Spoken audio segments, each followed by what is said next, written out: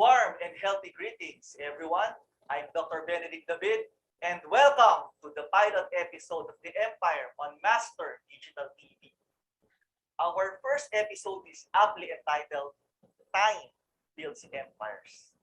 And in line with our catch, or in line with our inspiring posterity slogan, and in line with our trust that empires are built to tradition, time, and cultures, it is very applicable and it is very necessary that we interview a very distinguished and established person in the broadcasting industry. I am quite sure that his experience and moreover his genuine leadership will transcend for the future empires and leaders to come. So without further ado, allow me to introduce the Vice Chairman of First Global Conglomerates Incorporated in the person of Sir George Chua. So we are now having a phone patch at the moment. Sir George, warm and pleasant greetings. Magandang gabi, in Tagalog. Well, a pleasant good evening to you, Dr. Benedict, and to all of your viewers. It's a pleasure for me to be here on your pilot episode. Maraming salamat din, Sir George. Thank you very much. And also our apologies due to the heavy rains. And I hope all is well and safe with your family back there at your home, as well as you yourself. Medyo malakas ang ulan ngayon. Yes, Yeah. yes, we're all okay. Thank you very much. Salamat, sir. So, let's begin, no, sir? First and foremost, again, thank you for gracing my invite for the end time from all of my academic duties. And now that we are in the broadcasting industry together, so I look forward to more collaborations with your knowing and given your competence in the field. All right, so let's go to the details now. So for the audience right here, Sir George Chua is basically, as I mentioned earlier, the Vice Chairman of the First Global Conglomerates Incorporated, which is engaged in the broadcasting for as far as the decades can remember. And in addition to that, he is also the chairman of Kimberly Realties, which is engaged in real estate, and also one of the pioneers in OmniPay, online payment schedules and online payment mechanisms. So we're about to discuss, and Sir George will render his genuine character and genuine wisdom on how he was able to build his empires for all posterities to come. So let's start, Sir George, when you're ready, no? So, Okay. Well, first of all, Benedict, thank you for your nice introduction. And let me just dwell back a little bit on my background. No, you see, I come from a line of entrepreneurs. No, my father never really worked for anybody, but he ended up starting his own business even when he was single. And it was true with his father as well. No, my grandfather was also a businessman. He was what we would call at that time a financier. He would uh, he would finance projects. He would finance people who needed money to put up certain buildings or businesses. No, but unfortunately, my grandfather died at a very young age. He died when he was younger than me, and I'm already a senior citizen. But nonetheless, uh, it's always been in the back of my head that I'd like to become an entrepreneur. But due to the circumstances of a modern age, my father gave me the opportunity to take up my master's degree, which I took, no? And I took it at the Wharton School of the University of Pennsylvania. And essentially, I got my MBA from Wharton and decided to pursue a professional career at the start, which is essentially banking, and then moving on to other C-level positions on the manufacturing and uh, corporate side. No, but after my father passed away in 2012, I decided to just focus on our on businesses that I personally owned or I partly owned. So that's why I gave up all of my professional engagements and decided to focus on our businesses or my businesses. So essentially, you have to remember that when you go into a business, you need certain things to be able to be successful in that business. First is the know-how, meaning to say you need to have some idea of what the business is all about, some expertise that you may have developed or built up through the years, and making use of your educational experience and work experience so that you can manage the businesses properly. So you mentioned that the first global conglomerates, but they might not know what that is. No? So essentially, we have three government franchise given to us, by Congress and the Senate, that allows us to go into broadcast and telecommunications. And the businesses that are into that is GSAT, which is the satellite direct to home link, no? Which is Global Satellite Technology Services Inc. G Telecoms, which has the satellite broadband or IGSAT, and then we have our broadcast networks, no, which is the GNN, which was called Global News Network, but we renamed it Golden Nation Network, and the other one is One Media Network Inc. No? The other businesses that I have always understood is essentially real estate, no? Because even when I was a young person, I would buy properties, whether it's country club shares or residential properties. And we've also bought some commercial properties that we used to lease out to our tenants. No? So real estate is sort of something that I'm familiar with because the family has been into that. My parents, my grandparents, and practically everybody in the family has real estate. So I decided to pursue that. And while it is completely owned by myself and my wife and kids, I think that it has been a profitable operation for us by leasing out properties. No? And then the other major thing that I've done is I've invested in another company that one of my nephews owned, which is OmniPay. No? OmniPay is a payment settlement system where members of BankNet, we're members of InstaPay, so you can transfer your money from, let's say, BPI to our OmniPay account. And essentially, OmniPay currently has about 14.5 million subscribers. No, we're essentially a wholesaler in that we deal directly with the companies. We don't individually issue the cards to persons, no, but we co-brand with institutions like Land Bank, Philippine Airlines. We're in the Palma Buhay Miles. We're managing that for the Philippine Airlines. And then we have many other things like the different banks such as Veterans Bank, Land Bank. So we use it for a number of things, and our cards can be both physical and virtual. So the physical cards are the ones that you carry in your pocket, and essentially you can use that like an ordinary ATM card, no, assuming it's funded. And then it's also used a lot for remittances. No, if you want to remit money from abroad to somebody who holds the card here, that would be very simple. But of course, we use the platforms of our customers, like LBC for that purpose. No? And then there are a number of other businesses that I have somewhat started to make investments in. But essentially, those are the things that I focus on. And of course, I still maintain some of my advocacy work, like I'm a market governor of the Philippine Dealing and Exchange System. I'm a member of the board of trustees of the um, Developmental Center for Finance, which is a joint undertaking of the Phoenix Foundation and the UP Virata School of uh, Business. No, so essentially that's my background. All right, sir. You have a very prestigious and long background. Talagang you are the ones that's fit for this first episode, no? And for that, thank you.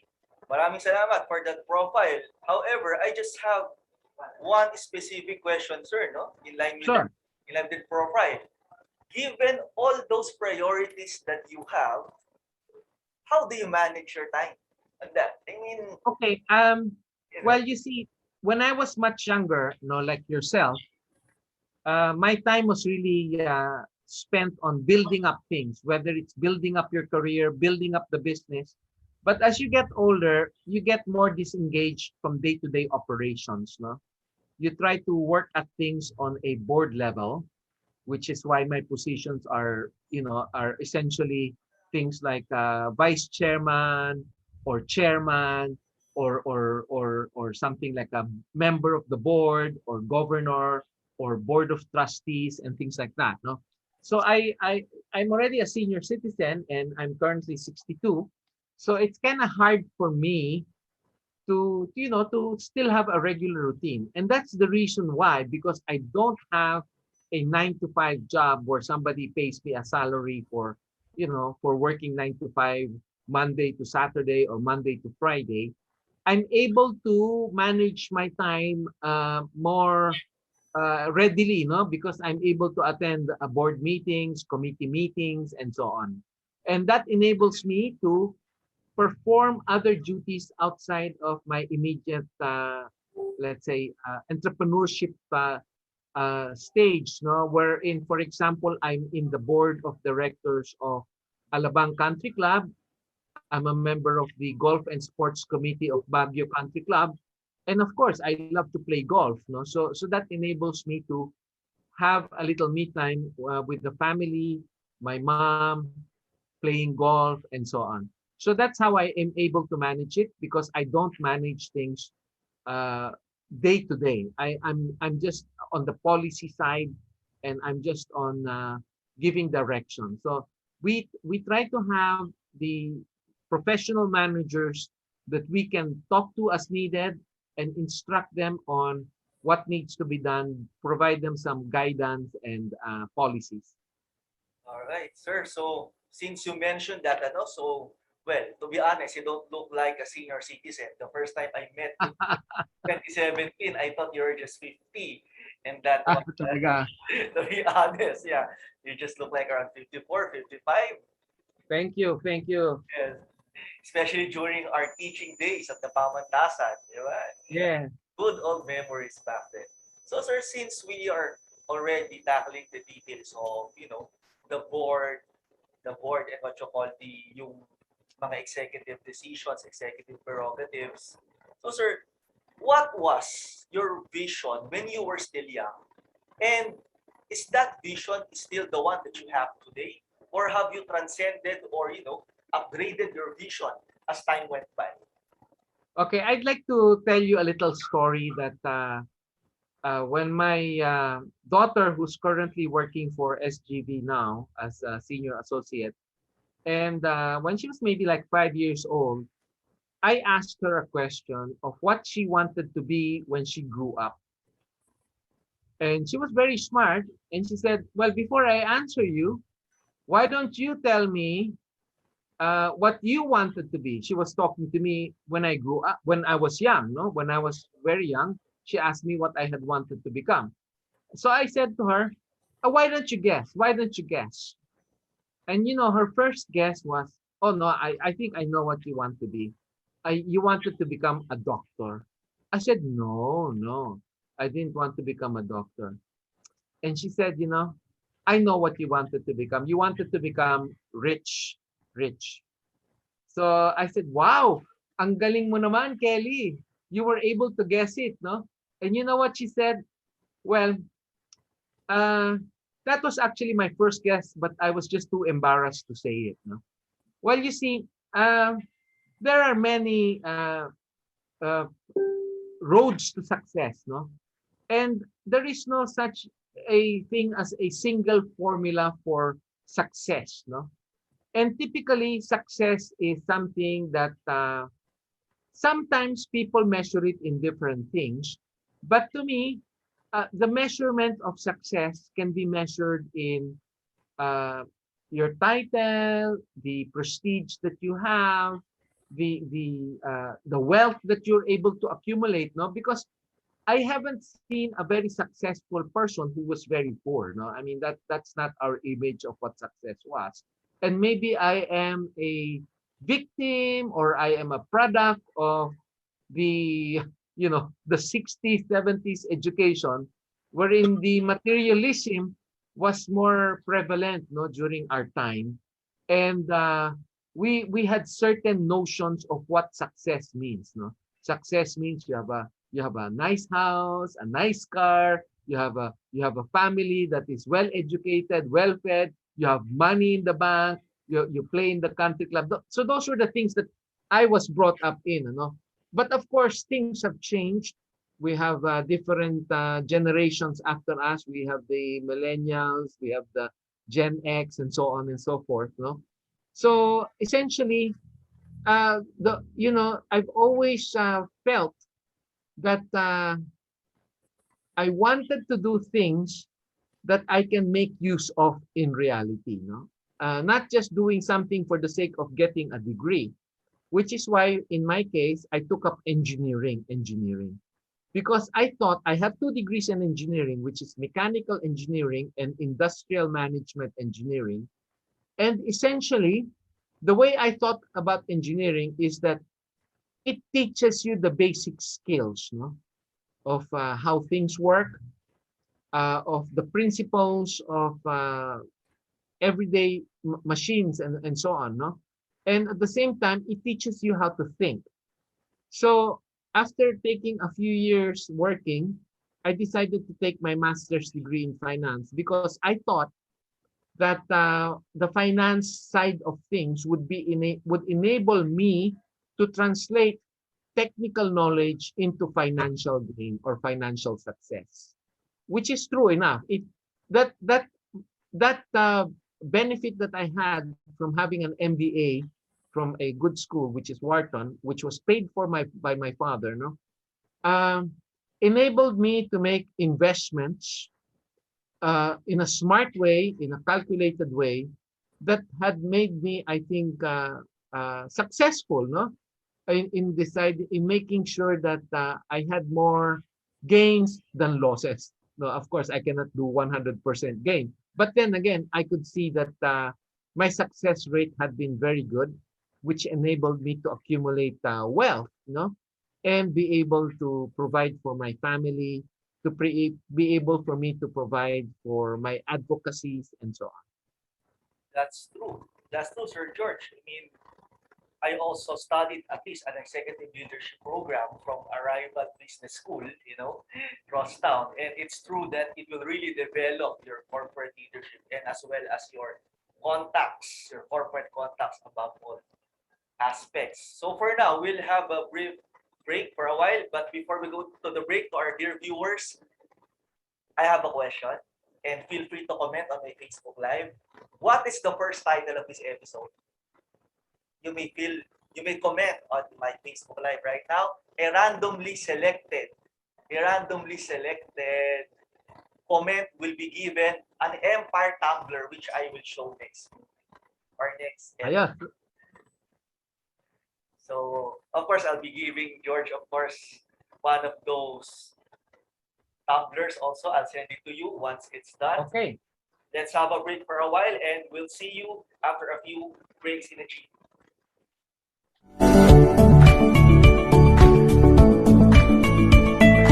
Is power feel really good? Will I have a good ROI from it? My answer is definitely yes. Now, will I encourage others to invest in power field? Definitely. Definitely yes. The answer is a very big resounding yes.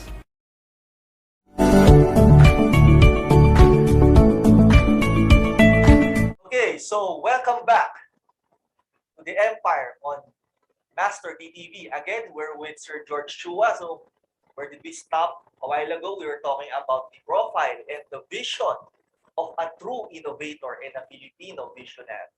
So now, Sir George, let's now dig into your leadership with all of your companies. No, so I only have a few sets of questions here, Sure. specifically now that we are facing the dreaded pandemic, whatever variant it is right now. I think we're in the Delta variant, whatever.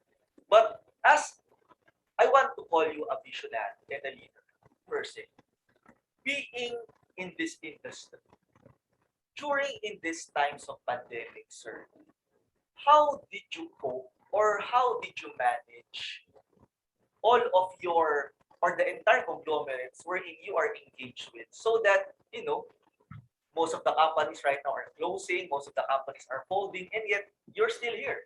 And as far as I know, you're thriving. So what were the steps that you have undertaken in order to address this scenario right now? Okay. Well, first of all, I'd like to say that I'm very lucky in that I was born ready. I was born ready. I guess the upbringing of my parents had told me to save for a rainy day. Don't put all your eggs in one basket. The early bird catches the worm. All of these values that the old people would have, and maybe for your younger audiences, your grandparents would have been imbued in me, no? So, which is why I said that we cannot do everything 100%. Not everything can be 100% successful, which is why I always have believed in diversification. And that is true in, let's say, my education, in that, I have an engine, I have 2 degrees in engineering. I have an MBA. I'm currently finishing my doctorate degree. So even my education, I try to vary it. I try to learn as many things. And of course, the same goes with uh, your profession, no? I've done several C-level positions from CFO, COO, CEO, and of course many other positions, no? That you might think that are not too common, but like doing marketing, uh, doing operations, doing management, and all of these things. No? And that is the same thing with my investments. I have investments across different industries. I have investments in fixed income securities. I have fixed income in equities, both here in the Philippines and abroad. I have multi-currency investments, not just in US dollars or Philippine pesos, but also in euros and so on. And at the same time, the businesses that I have invested in are not are sometimes counter-cyclical. No? If one business is doing well or has done very bad, the other businesses will tend to do well. And that's the case for now. No? For example, one of our businesses before, and I'm sure you're aware of it, is we used to be in the automotive business. But as we all know, even the big boys are suffering. No? They're losing money. So we said that we were not going to put more money into that business and decided to focus on other things to allow us to recover whatever we have lost in other businesses and make even more. And of course, we try to make sure that all of our employees are taken care of, even for businesses that did not do so well. And what do I mean by that? If we can redeploy them, we will. If we cannot, or if they decide that they want to go their own way, we will pay them the, whatever is the mandated separation pay. And whenever possible, if we have businesses that we no longer want to manage, we endorse, after giving them the retirement and so on, separation, we still endorse them to the people that will take over so that they can continue. I mean, they can continue if they do well. So that's how I've been able to survive, no? But of course, a lot of it also has to be uh, being ready, no? Doing a lot of work, no? Meaning to say that I think luck is something that comes to the prepared. So that's it for me. True enough, sir. If I may also share, no, opportunity will not. I don't know if you agree with me or not, but opportunity will not just knock on your door. You have to Yeah, find it. You have you to, have to create your own opportunities oftentimes. yes, you have to create it because it will not simply knock on your door. Correct me if I'm wrong, Yeah. sir, but you have to find it and create it. Yeah. In line with that, sir. So that's for your company, and that's very applaudable because you are taking care of the employees and you're giving them horizons and options for them to grow in spite of the pandemic, which is very commendable. Now, sir, how about your competition? I mean, of course, we all have competitors, specifically in the broadcasting industry.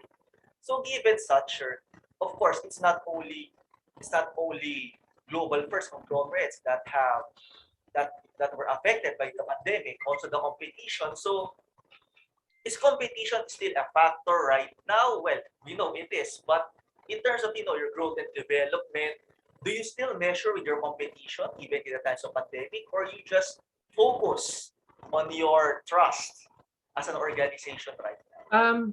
Well, you see, competition is a reality of life, no? And at the same time, we're not big enough so that we can become a monopoly, no? And the way I look at it is that competition keeps you on the edge, meaning to say you need to remain competitive by doing things the most efficient way, by coming up with advancements in technologies, in marketing, and all of these things, no, that will enable the customers to be happy, that will enable your employees to be happy so that they do a good job. So sometimes it works in your favor, sometimes it doesn't, no? Like for example, when they closed ABS-CBN, well, I guess there was a vacuum left, and we were able to fill up part of that vacuum in a much smaller way than, let's say, GMA7 or the other big boys, no? ABC5, Signal, and so on. But nonetheless, we were still beneficiaries of that. The other things is that uh, uh, sometimes competition can wreak havoc on your ways of doing business, no? For example, you could get into a price war where everybody suffers. We try not to go into that because we believe in that price is not everything. Sometimes the service people get, the quality of service, the consistency of service is, and of course, the technological advantage that you are able to provide your customers, um, that are they're willing to pay for that. Just to give you an example, in the satellite broadband business, IGSat, of course, people might say, "What? You're going to charge me this or that much for having a satellite broadband in the middle of the bundok?" But your resort is in the middle of the bundok, and you don't have a cell signal in there. You don't have anything else. So it's really either a choice of being able to operate using your POS with your customers using their credit cards, allowing them internet access, or not having any of those things. No? So are you willing to pay a few thousand pesos more for that? I think you will, because you'll earn so much more from it, from having an internet connection than not having any internet connection. So I think those are the things that we take into account whenever we think about competition, because we will not always try to follow competition, but we try to lead the competition. So is it safe to say, Sir George, that it can be considered as one of your competitive advantage being a company or as an organization? Yes, you see, the competitive advantage we have, unlike the much larger companies, is that um, we're actually the owners. No, I mean we own the business, so we can make the decision on the spot. No, unlike the typical bigger companies, sure they might be owners, but they are not. When they have meetings between the two of them, they don't control majority. In my case, uh, with me and my partner, we're super majority already, so it's not a problem for us to make on the spot decisions, no. But in other companies that have boards, they have to go through a board approval. They have to even sometimes go for a shareholders approval. But in our case, we're good to go. I mean, we can make the decision on the spot, so we can move more nimbly. Yeah. The key word that struck me as we were having this is that management control. Correct me if I'm wrong, sir, no? But I guess when you are in this business and you have the privilege of doing that because you're the owner, so you have a certain level of high control. Tama, sir, di ba? You should Yeah, have. yes, we because we set the direction. We decide, okay, we're going to do this, we're going to do that. Yes. It's not like something like a more formal planning process whereby the company goes through the strategic planning department, goes through the finance department, goes through whatever, no? And then it gets presented to the executive committee, which presents it to the board. And so we don't go through that process, no? Uh, we think we ourselves are mature enough and have enough experience so that we can bypass a lot of those processes. And of course, we still need to make use of the relevant data to come up with a proper decision. Right. So that's basically the Sir George Chua, the leader of the organization. Now, sir, what about the employees? What kind of a George or Sir George do you portray with them, or do you portray to them? What Um, your employee relationship style? well, first of all, and this is true in even my professional, even in my professional engagements where I don't really own significant shares of the company, is I believe in treating everybody fairly. Fairly. We do not we do not treat people unjustly. We don't molest people. We don't harass people. We don't do things like that. Of course, we guide them, we coach them. If they're not doing a good job, we let them know and we coach them on how to do a better job. The other thing there is I've always believed in a meritocracy. In a meritocracy, I will not promote somebody because he's the son or daughter of somebody I know and things like that. Maybe I might look after them a little more, guide them a little more, but certainly I would not put the entire company at risk by promoting somebody who doesn't deserve it or by putting somebody in a position that he does not know how to manage properly. You know? So that would be I think that would be fundamental to me. And the way I like to do things is I need to understand it. If I don't understand it, I'm not going to go into it. Uh, I will not take the company into something that I don't understand. So you either need to explain it to me well or you need to show it to me. But if I don't see it, I don't see how the money is going to be made. I don't see how we can manage our risks. I will not risk the entire company on that. So you might think that I'm a very conservative person, but then again, I don't think so. Maybe I would rather err on the side of caution. But I have been able to make what people would say bold decisions, but those decisions are grounded on statistical information, data, previous knowledge, experience, and so on. Okay, sir. So So, yes, sir. Is there anything you want to add, Pat? no, that's it. That's me. I wouldn't ask my employees to do something I myself wouldn't do. All right. So, sir, since you mentioned it, no, the key element that I'm taking into account is basically time and expertise. So, something popped into my mind right now, and that is, of course, when you want to build your wealth, it takes time. In all of your lectures, I was there. In all of our discussions in my academic endeavors, we were together. Those are for the sake of our public audience. Coming from a conservative yet calculated risk and yet very successful person like you, what do you think of? Of course, we respect them, but what do you think of those who are promising you'll get rich in 3 months or in 6 months? You know, all of those mechanisms that are seen to be always here in every industry. Okay, you're referring to a Ponzi scheme or pyramiding and things like that, no? Yes, Like I said, one of my fundamental tenets, no, is really if I don't invest in something I don't understand, I don't invest in something that I cannot see how the money is going to be made, no. So if somebody is going to come to me and say I can triple your money in 3 months, show me how am I going to do that? Okay, if I don't understand or if I have my own doubts about it, I will not go into it, no. So talking about how you are able to take a risk, you know, you are able to take a risk depending on how big is your war chest. Okay. Is ₱1 million risk a lot of money or not? Well, if all the money you have in the world is ₱1 million, then I would say that that is a lot of risk for you. But if you're say you have ₱100 million, okay, and what is a 1 million risk? It's 1% of your net worth. So you can probably afford to take that kind of a risk because it's not going to kill you.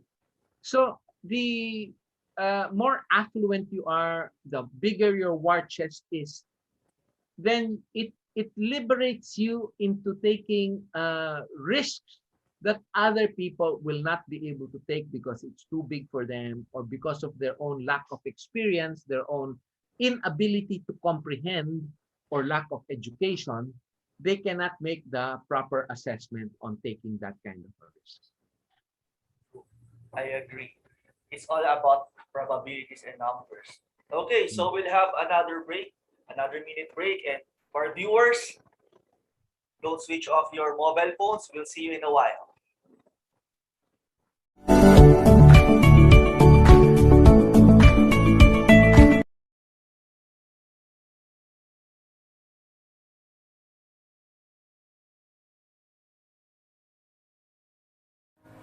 In the Philippines, Powerfill gas station has many operational branches.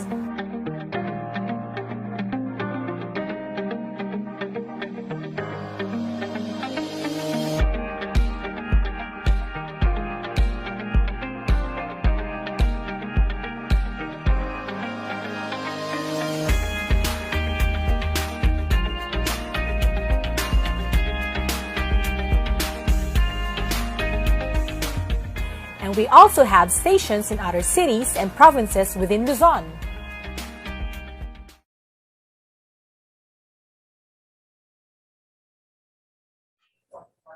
Okay, so we're back here in the Empire on Master DTV with again Sir George Chua. So, sir, now that we have discussed previously about your leadership and your relation to your employees, how about the community as a whole? How do you see yourself as a steward of our communities, specifically today, again, with reference to the pandemic? How do your company see itself as a steward of preserving the welfare of the communities, right? Okay. We view the community as somebody that is part of our business. No? They are part and parcel of our business, and that is the reason for our business. We cannot survive as an enterprise if we don't have the community, or we don't have customers. No? And when I say community, I immediately think of that community as my customer base. Okay. That's why we look for products that the community can benefit from. For example, our satellite broadband, our satellite direct to home, we are benefiting many communities that are in remote areas that are not being serviced properly by the telcos, because the way their systems are designed requires them to have a higher density of customers. Okay, because they need to have physical infrastructure like poles, cables, and so on, to install electricity, to install cable, to install uh, uh, uh, TV, and so on, and receive signals from their cell phones. No? But in our case, since we're satellite, it can be totally independent. There is no infrastructure from the house to the road. It can be directly via satellite link. So we think of things like that, whatever business I am. For example, in the case of OmniPay, we've always believed in financial inclusion. When you open up an account in a bank, it's many people sometimes are not able to do that. A lot of times are not able to do that because of the more stringent requirements. No? But if they partner up with, let's say, LBC, and they're getting a card, an LBC card partnered with OmniPay, so that their kamag-anak abroad can remit to them the money that they send over for their hard work as an OFW overseas. And now they can withdraw the money using that card, that BankNet card, on any ATM, and get their monthly, stipend or monthly allowance for the regular expenses. So that's how I think the community needs to be served. But on charity, we also believe in helping the most deprived members of our community. On a regular basis, we provide financial support, maybe not very large, but we do provide it annually to orphanages. I believe we are supporting as many as 12 orphanages now, And of course, whenever there is a really bad typhoon, calamity, and so on, we have sent relief goods to these places. In some cases, using our own support vehicles, no, from GNN or one of our media vehicles, to take the goods themselves to the affected areas whenever possible. That's a very nice gesture for the company, sir. Now, sir, so talking of legacies, no, as we move to the final part of this episode, how do you envision for your legacy and for your family and your company's legacy? How do you envision all of your businesses to go beyond? I mean, we will all meet our makers sooner than later.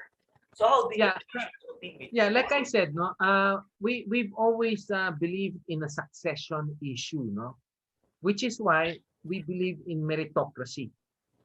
We always have, if I don't report to office, which I don't most of the time, while I still have an office in the building, I spend more time outside of the office, like from the house and so on. So it's able it's the businesses are able to operate without our physical presence or limited physical presence. Now, of course, in terms of succession, we have our own children that can look after it, or we can hire professional managers as needed.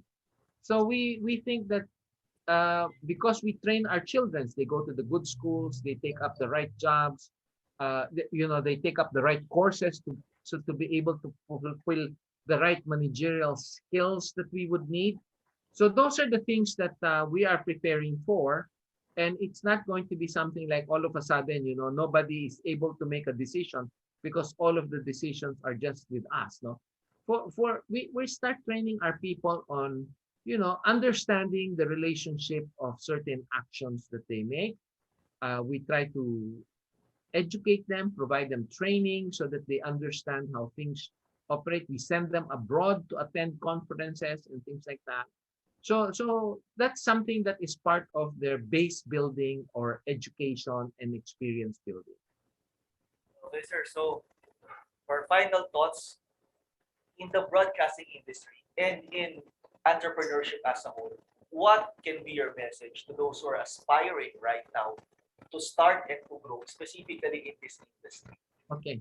I've been on both sides of the fence, no?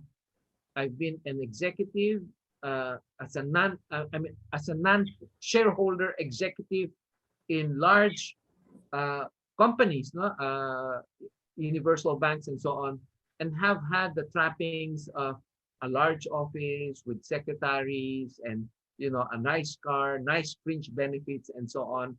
But you see, you have to understand that as a paid employee, which even as a president, you could be a paid, you're still an employee, is that once you retire, that's the end of it, and the way I would look at it, and I've used this in some of my entrepreneurship classes, is that the way I would compare it is, are you a yaya or are you a parent? Are you a parent? You see, a yaya is what you are when you are an employee. Even if you are president or chairman of the company, once you retire, that's it. It's like a yaya. Once you retire, the kids don't go with you, or the kids, you have no control over the kids. No? Whereas if you are a parent, you're a father, a mother, then whatever happens, even though no matter how old you get, uh, you'll still be the father, you'll still be the mother. No, the relationship is more heavily bonded in the case of uh, um, being an entrepreneur, because the company is yours. Like those children are your children. The yaya cannot say those children are my children. They're not. They're just a caretaker, right? So that is one thing that I would like to say to my friends that are your viewers now, that you should be ready for that. That are you going to become a yaya or are you going to become a parent? No. Of course, people might say parenthood is a little more engaging. It requires a little more, and it's a more lifetime commitment because you've seen yayas leave their wards, uh, after a few years because they had a disagreement or decide to have their own family. But a parent cannot do that. Eh. It's almost like kumisa nga, may edad na yung mga kids nila pero umaasa pa rin sa parents, no? Hopefully we'll be able to train our kids well enough so that they don't need to do that. But essentially, I think the rewards of being an entrepreneur is longer term outlook, And the big problem with that, and I don't mind telling you this, is that the higher or the bigger the executive you are, the more it is difficult to transition into being an entrepreneur.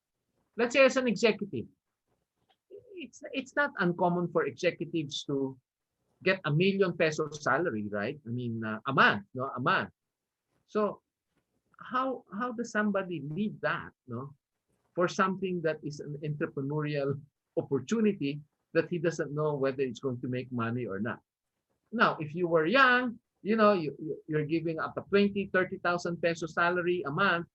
Well, that might be easier to make as an entrepreneur than making a million pesos a month starting from scratch. No? So I'm just saying that. Of course, there are many other people who make much more than a million pesos a month. But there are also entrepreneurs who can make things that a professional can only dream about. I don't think there are executives who make 1 billion pesos a month, but I'm sure there are entrepreneurs that can easily make that kind of money. So if you really think about it, it's a matter of scale as well. Yes. I will really take note of that, Sir George, specifically right now that we're on the same industry. So I hope you can be my mentor as time goes by. Anytime, Benedict. Salamat, sir. And I'm looking forward to more discussions with you. Not only as a guest, but also as a learning buddy. Salamat, Sir George. And thank you very much for your invitation. thank you, Sir George. So now, for our dear viewers, again, put your comments. What's the title of the first episode of The Empire? So now you know how empires are built through time, traditions, and culture. And coming from our first guest on our pilot episode, it is very adamant, needless to say, very imperative that we transcend posterities as we inspire the next generation of Filipinos to build the culture of our corporate society. With that, I'm Dr. Benedict David, your host for The Empire, only on Master DTV. I'll see you again on the next episode come August 5, also at 6 p.m. The episode is entitled Broadsheet Empires with our another distinguished guest, Sir Dante Francis, aka Clink Ang, the CEO and President of Manila Times. So for now, have a nice day, everyone, and God bless.